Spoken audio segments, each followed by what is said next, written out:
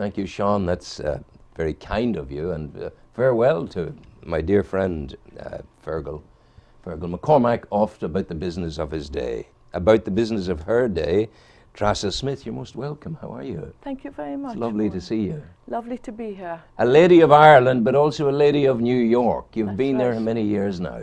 I've been there about 30 years now. Well, fair play to you. You haven't lost your accent. No, the Cork accent is still there. Yeah, yeah. Cove was your place of being brought up. That lovely. That's right. I was born in Cove. Yeah. I'm one of 10 kids. Wow. A twin, born to Patrick and Trassa Coffey. Wow. In Cove, yes. Cove. Cove will always be my home. Ireland will always be my home. Do you remember? You wouldn't remember it as Kingstown, would you? Is that what it was Queenstown, called? Queenstown, yeah, that's right. Queenstown. Yeah, it's where they. No, no, I'm you're not not. that You old. don't go back into that. So, is there something in the air of Cove that allows a woman, a Trassa Coffey from Cove, to go to New York and make it her own? Yes, I think there is. I guess in my time I was the first girl from Cove to go to college, to go to agricultural college, and I guess that was the kind of push I got. Yeah. And I always felt there was more for me to do. I felt at that time, in 1980s, early 80s, women, you know, they needed to move out. There wasn't enough for me there. I just didn't want to go to school and become a secretary like everyone else. I wanted to do more than become. But the call of America, the call across the water, it must have been a powerful call. You were young, you were going into the unknown, and in large measure you were going out to a place without a great coterie of friends already established. That's right. It was a scary point, but I was a farm accountant at that time when I was leaving, and I remember an old man saying to me, you know, I was young, and he said, you know, a woman here telling me what to do. I was a young girl at the time. And this was the Ireland end of it. This was the Ireland end of it. And Yeah. I said, you know what, it's time for me to move on. Yeah. And I took the call and went to New York. Yeah. Yeah. And what were the circumstances of going? Were you going out with hope in your heart and nothing positive and concretely there for you, or had you a job organised? No, I hadn't a job organised. Wow. At the time I was married at that time. Yes. And my husband at that time was in New York, and I was working here in Ireland, and he was there, so I had no choice at that time but to go as well, so that helped as well. And did you find when you went to New York, away from the Ireland that tut-tutted at the notion of you telling a man what to do, was New York all that much more welcoming and understanding and respectful of the intellect of woman? Well, I think it was.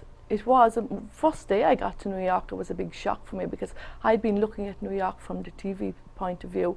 I didn't realize it was diverse as it was, and when I got there it was a shock. It took me a year, I would have to say. I was homesick for 1 year when I got there. It was a frightening experience. So yeah, it was diverse. I went back to college. I became a nurse in New York. Wow. Yeah, and it was men That's a and big women. change. It was a big from a farm accountant to being a nurse. And if One would have thought you would have had that drive, that vocation to nursing earlier. Well, I had that drive, and the reason I didn't become a nurse because all my cousins were nurses, and they were all, to me, they were very stuck up. And I didn't want to be like that.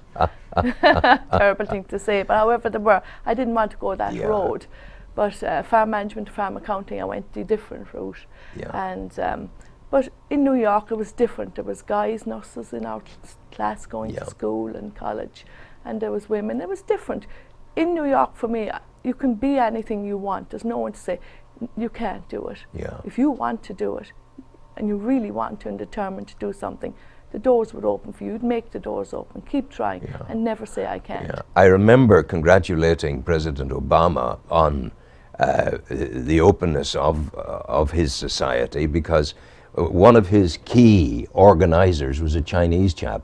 And that chap had, when they came to New York from Hong Kong years before, they had spent the first year living out of the back of their car, out of the trunk of their car. That's how they lived. That was their home. So the American dream is tangible. Oh, definitely, I'd have to say. It definitely is tangible if you want it. You have to work hard for it. Don't think, anyone think for 1 second that there is, like they say, going on the street. And No. You there need is to not. dig into the streets to You find need to it. dig, that's right. Dig, and more digging to do And it. a lot of Yeah. digging, to be honest, Yeah. and hard Yeah, work, and hard be all ready the for time. that. I had people who went from here. My uncle Eddie O'Hare, he went to New York. He stayed in a place called Rock, something or other, out in an outskirt of New York, and he had several jobs. He was an undertaker's assistant. He was a barman. He cleared the snow off the drives with the shovels in the winter time, October through, and that was his life.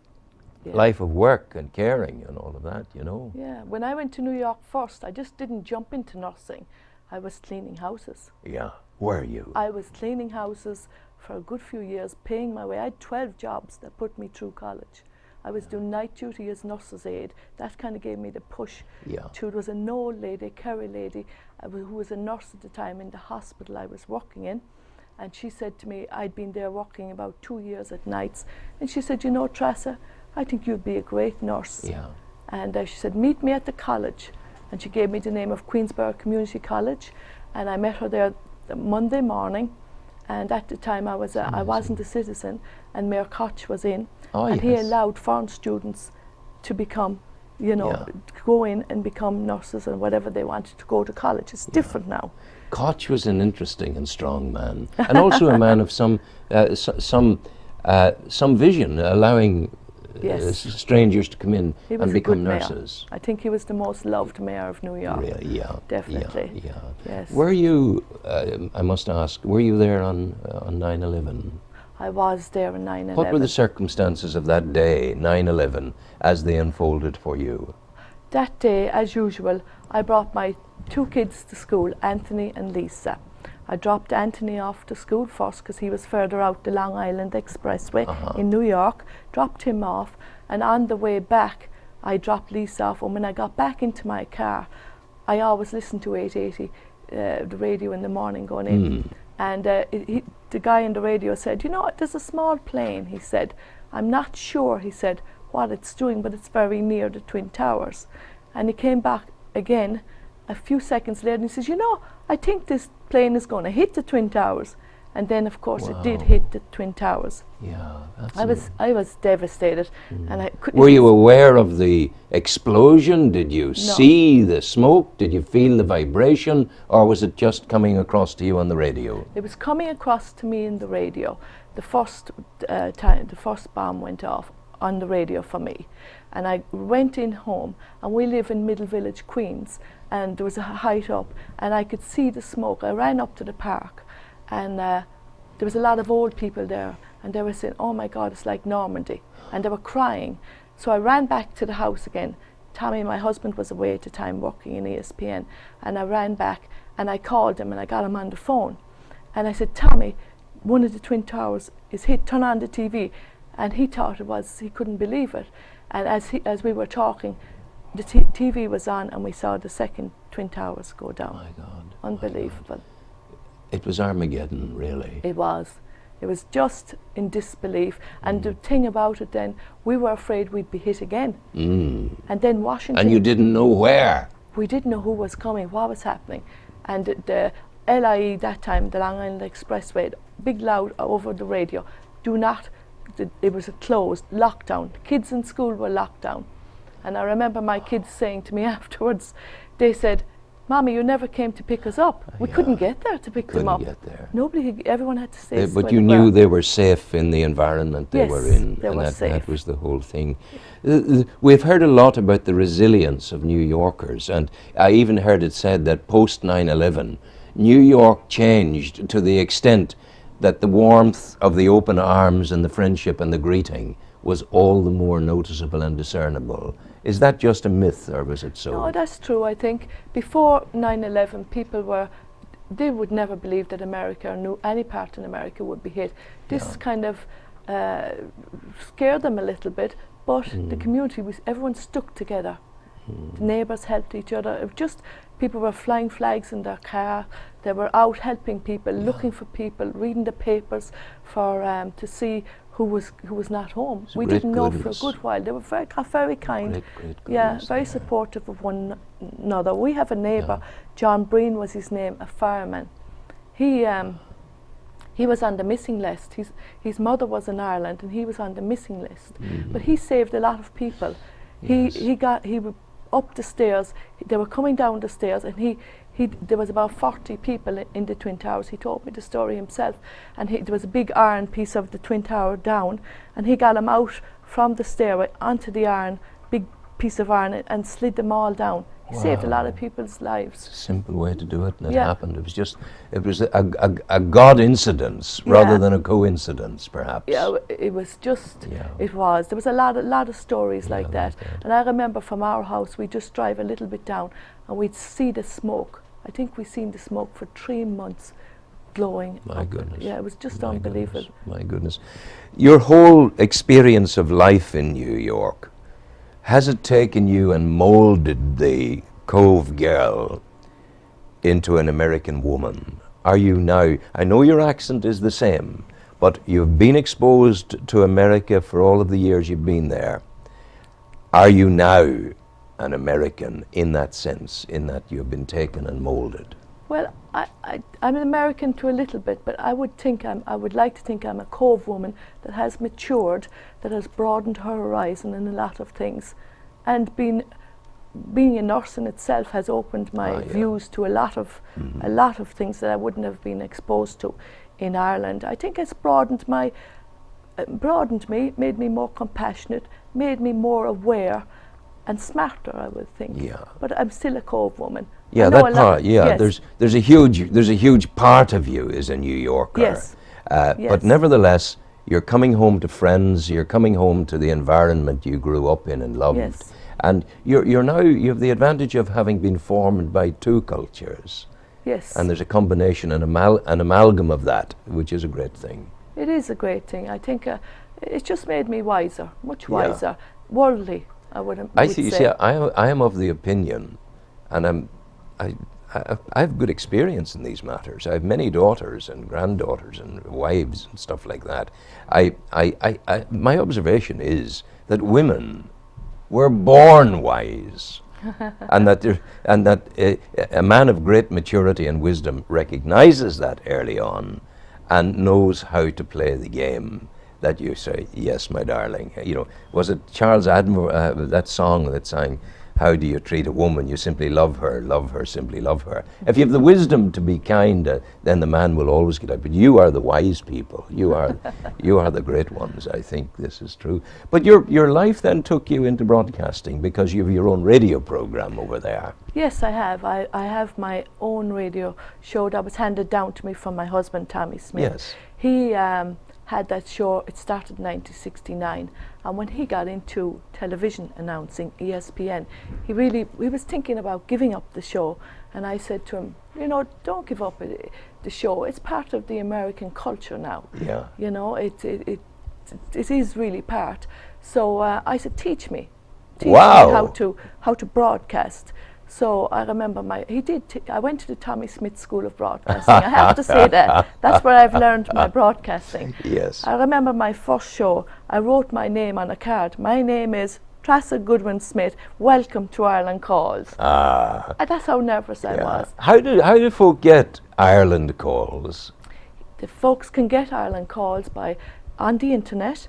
It's log into wvox.com. And it's on every Saturday night. It starts at 6 o'clock. What I do in the show is that your time or our time? It's 6 o'clock New York time. It's 11 p.m. Irish time. Irish time, 11 in the evening. Yes, 11 at night time, yes. Yeah. And in the show it comprises of, I do some music, Irish music. It's Irish. I keep the Irish culture in the show. Yeah. I figure every other radio show in New York have everything else. We keep it Irish and Irish American. Yeah. And so I get a lot of new artists, and I interview them, like Sinead McNally now from Knockbridge. Wow. I had her on. I try to help them get along, air their music, and make people aware of Well, I can't sing for you, but I'm quite prepared for you to turn the tables on me now and interview me as though we were on Ireland Calls. So I'm very glad to be on your programme, Trassa. Well, thank you for inviting me. Tell me, where were you born? I was born in 5 Mary Street, Newry, County Down, delivered into this great world by Ma Graham, that was her name, the midwife. Oh. And they were possessed because they were midwives and a wee bit up. They're the only garden on Mary Street. It was a wee patch out the front under the window. Broadcasting, how did it start for you? Wow! When I was born, I said, wow, I'm glad to be here. Ha ha! Wow! I was very heavy. I was 14 pounds when I was born, my mother tells me. Yeah. You were a big But she's baby. dead and gone now. God love her and bless her. But broadcasting, I don't know. I went to the Merchant Navy as a radio officer, and that involved me in radio for the first time. And I suppose I started to take an interest in, when I came ashore, listening to radio, listening to people who did it well. Alistair Cook's Letter from America fascinated me. And then an author in Ireland said to me, Rowan, young man, he said, in your writing, stand naked as a Grecian statue. Cut, cut, cut, and cut again. Non-adjectival, just see it and tell it. So it grew on me. And part of my family were involved in, you know, fish in Ireland, the fish thing. And they would stand up and they'd say their poems. I never did. And it was always kind of, took it a little bit angrily when they said, oh, we remember you from the fish. I said, no, you don't. I was never on the fish in my goddamn life, you know. Yeah. Is there any one time in your career that stands out in your mind? Yeah, the Pope got shot. And there's a number of them, but the Pope got shot in St. Peter's Square that day. And I thought, in Uri, being a Catholic, reared in Uri, you always knew of the Irish College in Rome. So I made from the desk in the BBC in Belfast to the Irish College in Rome and said, hello, the Pope's been shot, what do you know? And he said, well, I don't have anything, but my friend, Hans, is in the German service. Here's his number, ring him. And I got the story. Hans had seen it, and I got the story ahead of national BBC, and after I put it out on my programme, then they got it and they put it out on national PM. That was a huge day. And then, of course, to go into the house of Jean McConville, who had been murdered by the IRA in Divis Flats, and to talk and interview her family in those days, that was an amazing thing. And those were the rough edges of it. But then, broadcasting, to go on a safari in the peatlands of Banbridge for the dragonfly. Lovely things as well, you know, Yes, gorgeous yes. things. Is there anything left or would you like to accomplish? I would like to die and come back again the following day. Like me, I'd like to do that I too. don't want to stay dead for too long. Yeah. And I want to finish my schools in Africa. Mm-hmm. And Donal is with me, Father Donal is with me at the moment. And we put between half and 750,000 in over 8-9 years. And we've now moved further north and west in Nigeria for the whole thing to start all over again. So I think for as long as I'm able to do it, I will be involved with Father Donal Kahan in northwest Nigeria building schools. And how do you fundraise for those schools? I write to millionaires. Wow. And millionaires have been very, very good, because people I find, if they have disposable income, and if they know that one has the capacity to deliver a project, they will invest in the project. They'll want to do it. So the big trick is to write the correct letter, receive the funding, and then to give the accurate and finely tuned account, the report. Yeah. That's how you do it, and that's how it has happened. And, you know, people are just so very, very good. They want... We have a tradition in Ireland, don't we? We do. The black babies, as they were. We all give our pennies. And I remember, and you'll recall this too, in the middle, Father Tim in the middle of Nigeria, talking about the importance of the pennies that one puts in the boxes in Ireland. And he said to me, do you know, Ron, he said, the penny, he said, the euro that's put, or the cent that's put into the mite box in Paddy O'Shea's pub in Ventry, it's giving education to these people here. And that's true. Speaking of the pennies, our mother used to give us the penny every Friday. Yes. And I remember myself going to school, myself and my sister Sinead, my twin. This day we decided, we were hungry this day. We didn't want to give the pennies to the black babies, so we went, the two of us, and bought a blackjack We were in You trouble. remember you had blackjacks down We bought in, a blackjack and sweet there's the other fruit salads and blackjacks and dainties. Yeah. That was the other thing. Oh, yeah. Wow, the commonality on the island of Ireland. We had Yes. everything shorted together. Yeah, it's great. So I know you're going somewhere else, aren't you? You have things to do this morning here. Well, you have to go away, haven't you? We do. We're Yeah. busy. We're busy this morning. So what time must you be off my couch at? It's now 9:05. Whenever. Soon. Hey, that's Yeah, kind. yeah, That's yeah. good. That's It's good. soon.